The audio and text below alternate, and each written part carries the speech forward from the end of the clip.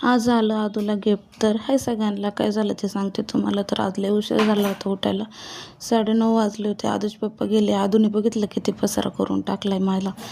तर आदूचे पप्पा गेले होते. मी म्हणलं आता हे पसारा नंतर आवरावं, आज याला काहीतरी खाऊ घालावं.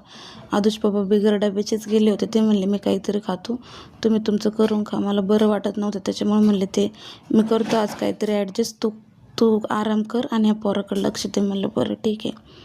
या पोराकडे लक्ष देणं म्हणजे लय अवघड काम आहे, तुम्हाला तर सगळ्यांनाच माहिती आहे. तर मी त्याला म्हणलं आदू मला थोडंसं काम आवरू लाग. तर काम आवरू लागत होता का राडा करू लागत होता तेच काही कळत नव्हतं. मी त्याला नीट ठेवलेलं ते परत उचकडून काढत होता. म्हणलं आदू असं नको करू रे बाबा, इकडं होय म्हणलं मी आवरते. एक तर माझ्यात आधीच ताकद राहिलेली नाही आहे आणि तू माझी एनर्जी आणखी डाऊन करू नको म्हणलं.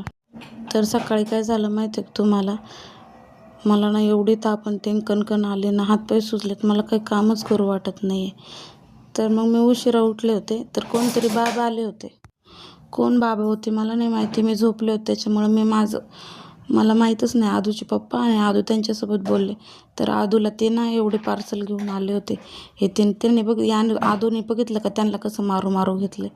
आदू गप्पच बसत नाही, त्याला गप आणि उगाची भाषा समजतच नाही कशी, तेच काय कळत नाही. बघितलं का, मी पसारा केला आवरला का त्याने पसारा केलाच.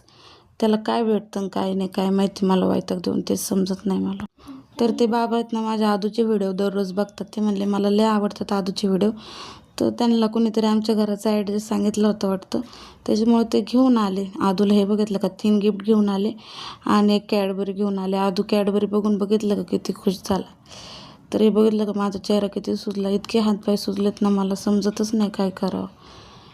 मला दिवसेंदिवस एवढं अशक्तपणा आल्याने वाटतोय ना. तर आदू बघितलं का हे दीदीला झोका द्यायची प्रॅक्टिस करू राहिला. ह्या दीदीचे एवढे हाल करतोय, आमची दीदी घरी आल्यावर काय हाल करतोय काय माहिती. चला आजच्या पुरतं एवढंच, टाटा.